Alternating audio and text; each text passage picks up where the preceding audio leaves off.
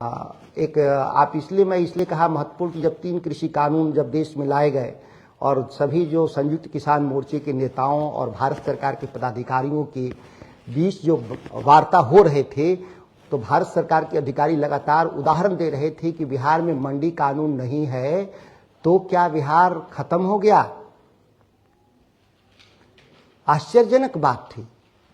हमारी गरीबी नहीं दिखा भारत सरकार के अधिकारियों को, हमारी गरीबी के कारण नहीं दिखे उनको ये कहा, क्या कहा लोगों ने कि बिहार में किसान आत्महत्या नहीं करते, मतलब गरीबी नहीं है, ये कहा गया। वो क्यों हुआ? तो बिहार में मंडी कानून 2006 में सरकार आते ही, जो नई सरकार आते ही खत्म कर दी थी। आश्चर्यजनक है कि ये 3 कानून भी पार्लियामेंट के कानून में बनने से पहले पार्लियामेंट से अध्यादेश के जरिए वो 3 बार 1.5 साल तक चला था। क्योंकि कोविड था, पार्लियामेंट इन सेशन में नहीं थी और बहुत सारे उस समय डिस्कशन नहीं हो सकते थे, तो अध्यादेश के जरिए कानून आया था। और सबके सामने उदाहरण था कि इस देश में मक्के का दाम 50% नीचे चला गया था। इस दौर में जब हम मंडी कानून खत्म जब हुआ तो सबसे ज्यादा जो प्रभावित लोग थे मक्का उत्पादन के किसान, जो बिहार सबसे बड़ा मक्का उत्पादक किसान है, जो कोसी का जो बेल्ट है, जहां हम 60 लाख टन मक्का पैदा करते हैं और वो 1200 रुपये क्विंटल बिक रहा था, जो कि उसको बिकना चाहिए था मिनिमम 2200 रुपये। तो जब मंडी कानून खत्म हुआ तो फसलों के दाम पे किस तरह का असर था वो साक्ष्य थे, आंकड़े थे सरकार के पास। और बिहार के लोगों ने आत्महत्या नहीं किए तो उनकी जीवटता थी, और उसका कारण था कि वो खेती नहीं करते, अब वो मजदूर के रूप में दूसरे राज्यों में चले जाते हैं, इसीलिए उन पे कर्जे नहीं होते। और कर्जे इसलिए भी नहीं होते हैं कि हम कर्जा नहीं लेना चाहते। बिहार का किसान कर्जा चाहता है कि हम अपनी खेती को बढ़ाएं, लेकिन वहां जो नेशनलाइज बैंक हैं, कोऑपरेटिव तो खत्म है बिहार में, नेशनलाइज बैंक भी किसानों को पैसे नहीं देते। और इतिहास में पहली बार बिहार में 7 लोगों ने आत्महत्या किया है। जमुई और बांका के किसानों ने केवल 20 लाख का लोन लिया था, उन लोगों ने स्मॉल कह रहे हैं एनबीएफसी से, नॉन बैंकिंग फाइनेंस कंपनियों के जरिए जो लोन लिए, उसका पहला अगर मैं कहूं तो असर बिहार में दिखा कि बिहार में, और वो बैंकर्स 24% महीना ब्याज ले रहे हैं, जबकि एग्रीकल्चर सेक्टर में 4% ब्याज पर गवर्नमेंट ऑफ इंडिया रोज कहती है कि हम पैसा देने को तैयार हैं, लेकिन वो 4% वाला लोन बिहार के किसानों तक पहुंचने के लिए जो डिलीवरी मैकेनिज्म है वो है ही नहीं। वो डिलीवरी मैकेनिज्म कोऑपरेटिव होता है जो है नहीं, और नेशनलाइज बैंकों के जो ब्रांचेज हैं वो गांव तक नहीं है, तो किसान कैसे पैसा ले उनसे। तब वो यही पैसा जो सब्सिडाइज पैसे हैं वो किसके पास जा रहे हैं? नाबार्ड के थ्रू वो सीधे एनबीएफसी के पास जा रहे हैं, और वो एनबीएफसी 4% वाला पैसा 24% पर किसानों को दे करके एक बड़ी रकम निकल जाती है अर्थव्यवस्था से। तो बिहार के लोगों ने इसलिए नहीं आत्महत्या किया क्योंकि उनको लोन ही नहीं मिला। अगर वो लोन मिलता तो और भी भयावह स्थिति होता। यही दिल्ली से लेकर पटना तक राजद के युवा सांसद सुधाकर सिंह ने जिस तरह की सक्रियता दिखाई है, उससे बिहार के भविष्य को लेकर एक उम्मीद बंधी है। सुधाकर सिंह ने पिछले शनिवार को दिल्ली के कॉन्स्टिट्यूशन क्लब में बिहार नीति विमर्श का आयोजन किया था, और इसमें बिहार के शिक्षा, स्वास्थ्य, कृषि, अर्थव्यवस्था से जुड़े हुए जितने भी नीतिगत पहलू हो सकते थे उस सब पर व्यापक विमर्श हुआ। विद्वानों ने पूरी संजीदगी के साथ इन सब विषयों पर अपनी राय रखी, और जो भी बिहार के बदलाव को लेकर जो नीतिगत स्तर पर जो बदलाव आने चाहिए उसको लेकर अपने सुझाव भी दिए। वहीं जब सुधाकर सिंह बिहार पहुंचते हैं तो बजट के बाद से ही बार बार बिहार का बजट, बिहार का बजट, बिहार का बजट कह के एनडीए के लोग अपने मुंह मियां मिट्ठू बन रहे हैं। तो सिलसिलेवार ढंग से सुधाकर सिंह बजट की कमियों को गिनाते हैं और अपनी बात रखते हैं, और जो भी ढोल पीटा गया था उस ढोल की पोल खोलते हैं। तो सुनिए क्या कहते हैं युवा सुधाकर सिंह।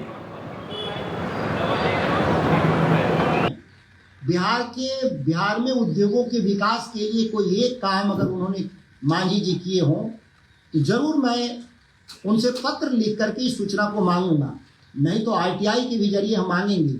आप एक भी पूरे बिहार में बता दें, मंत्री हैं कि बिहार में लघु एवं मध्य उद्योगों के लिए कोई उन्होंने मदद देने की बात की।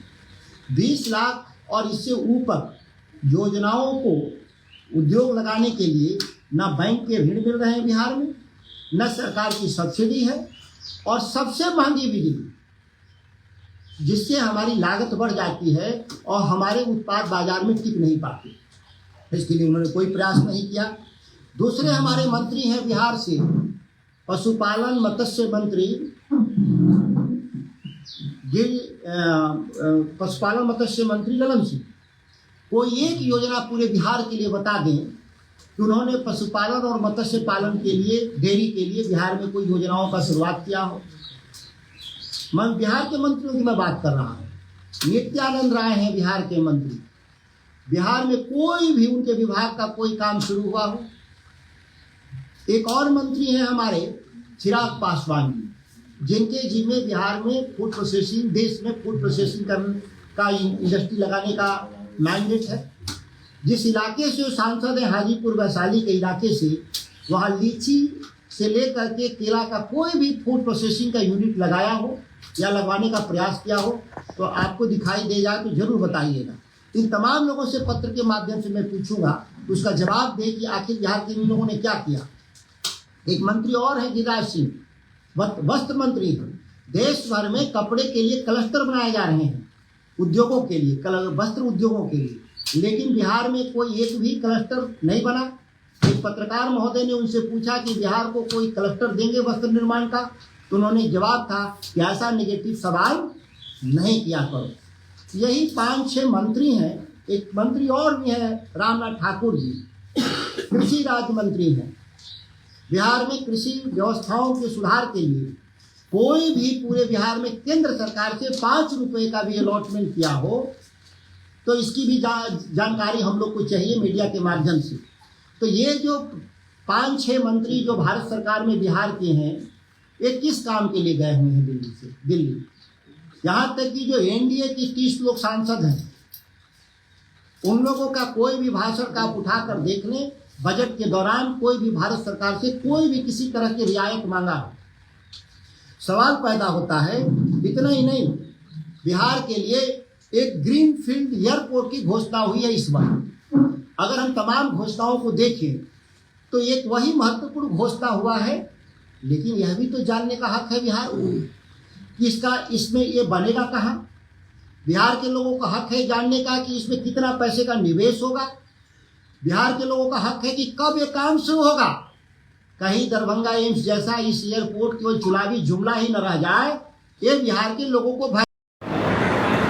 केवल इतना ही नहीं, राजद सांसद सुधाकर सिंह उन तमाम सवालों का जवाब देते हैं जिसके जरिए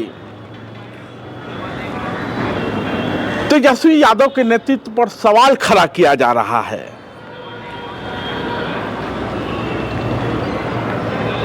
चाहे कुंभ के कुव्यवस्था का सवाल हो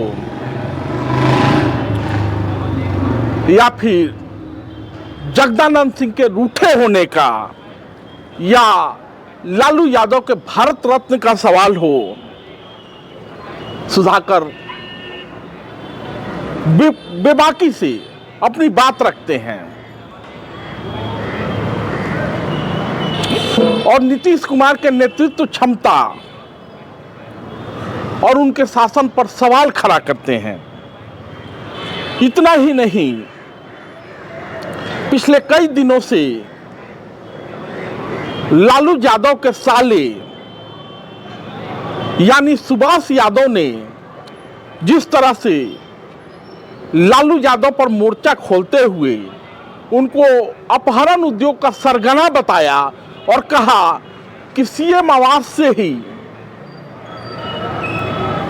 ये सब खेल होता था, फिरौती की रकम वसूली जाती थी। सुधाकर कहते हैं कि ऐसे ही लोगों के कारण राजद बदनाम हुआ था। जरूर ईडी, सीबीआई या कोई मामला होगा जिसके जद में सुभाष यादव होंगे। तो सुनिए क्या सुधाकर सिंह किस तरह से अपनी बात बेबाकी से और विस्तार से रख रहे हैं। कि परवत्ता विधायक और खगड़िया सांसद आपस में लड़े हुए हैं, दोनों एनडीए के ही बात है, क्या कहेंगे? ये एनडीए है भानुमति का कुनबा, इधर उधर से जोड़कर बनाया गया हुआ ये संगठन है और इसमें रोज लड़ाई होते हैं। ये बेसिक बिहार के बदलाव के लिए गठबंधन नहीं है एनडीए का, सत्ता लोलुप लोगों का एक फौज है जो सत्ता कब्जा करने के लिए लोग आए हुए हैं। वह रोज ही आपस में लड़ते हैं और रोज ही इस बिहार का दुर्दशा करते हैं। पश्चिम बंगाल की मुख्यमंत्री महाकुंभ को मौत का कुंभ कह रही हैं, क्या इस तरीके का बयान मुख्यमंत्री के? देखिए, जिस तरह की जो घटनाएं हुई हैं पूरे देश स्तर पे आप देखें, केवल कुंभ के भीतर ही नहीं, दिल्ली से लेकर के पटना तक, आप इस बीच में जितने भी आप मध्य प्रदेश तक सड़कों पे जितनी दुर्घटनाओं से जो मौत हुई है और वहाँ पे रेलवे स्टेशन पे मौत हुई है और वहाँ डूब के जो मौत हुई है वो काउंटलेस है, इसका कोई अंदाज़ा नहीं है। इतनी बड़ी अव्यवस्था हम लोगों ने जीवन में नहीं देखा। आस्था का विषय को किस तरीके से मार्केटिंग किया गया और उसके कितने दुष्परिणाम निकल कर आए, इस बात से कोई इनकार नहीं कर सकता। ममता जी ने जो बयान दिया है उसके संदर्भ स्पष्ट वही कर पाएंगी, लेकिन दुर्व्यवस्था और मौत को स्वीकार नहीं किया जा सकता। आपने काउंटलेस कहा, जो घटनाएं हुई संख्या छुपाई गई सरकार की तरफ से, जो घटनाएं में पार्लियामेंट के भीतर हम लोगों ने जवाब मांगा कि आप संख्या तो बता दें कितनी मौतें हुई हैं। आज तक पार्लियामेंट के भीतर प्रधानमंत्री के भी वक्तव्य आए और सरकार की तरफ से कई वक्तव्य आए, उसमें कोई जिक्र नहीं। लेकिन आस्था के विषय को फालतू कहना भी तो सही नहीं है। लालू यादव ने जो कहा, महाकुंभ को फालतू बताया, व्यवस्था को फालतू कहा। देखिए, थोड़ा सा टंग स्लिप था। किसी भी धार्मिक आस्थाओं से हम अलग नहीं, लेकिन जो अव्यवस्था था उस पर हम आंख मूंद लें एक राजनीतिक दल के तौर पे और नेता के तौर पे, यह भी एक दुखद विषय है। अगर अव्यवस्थाएं हैं तो शंकराचार्यों तक ने इस बात को कहा, ऐसा नहीं कि क्यों लालू प्रसाद जी ने कहा, इस देश में सैकड़ों लोगों ने कहा अव्यवस्था स्वीकार नहीं है। आप देश के रिसोर्स का, आप पैसे का इस्तेमाल हुआ है मेला के प्रबंधन में, वो पैसे का हिसाब मांग देश की जनता चाहती है कि आप जो पैसे लिए, जिस तरह से ट्रेनों में लद कर जा रहे हैं, लद कर आ रहे हैं, सड़कों पर 12-12 घंटे तक 24 घंटे तक जाम में फंसे हुए हैं, लोगों के लिए पानी और चाय की व्यवस्था नहीं है। अगर आप जाएंगे, इसमें से पता नहीं कितने लोग गए कि नहीं गए, अगर आप लोग जाते तो आप अपने से अनुभूति करते कि किस तरह से अव्यवस्था है। ये तेजस्वी जी बिहार की यात्रा पर हैं, आप उनकी यात्रा को किस रूप में देख रहे हैं और उसमें कब आप शामिल हो रहे हैं? यात्रा के हम साथ हैं, हमने समय समय पर जहां जरूरत है हम लोग यात्राओं में शामिल होते हैं। और दूसरी बात यह है कि यह बदलाव की यात्रा है, हम एक वचन के आधार पे हम लोगों के बीच जाते हैं। आपने पिछली बार भी देखा था कि कमाई, दवाई, सुनवाई और कार्रवाई की सरकार हम बनाएंगे, और 17 महीने की सरकार में हम लोगों ने उस वचन पे कायम रहा। ठीक उसी तरह से हम जो बात सत्ता में आने पर करने वाले हैं, उस बात को हम लोगों तक पहुंचा के हम वचन देना चाहते हैं कि हम लोग मुकरने वाले लोग नहीं हैं। तेजस्वी जी ने कहा है कि लालू जी को भारत रत्न मिलना चाहिए, आप? लालू प्रसाद जी भारत रत्न है ही, भारत के लोगों का वो रत्न है ही। कौन देगा कब देगा हम नहीं जानते, लेकिन लालू प्रसाद जी की योगदान को अमिट है और कभी नहीं भुलाया जा सकता, न नकारा जा सकता है।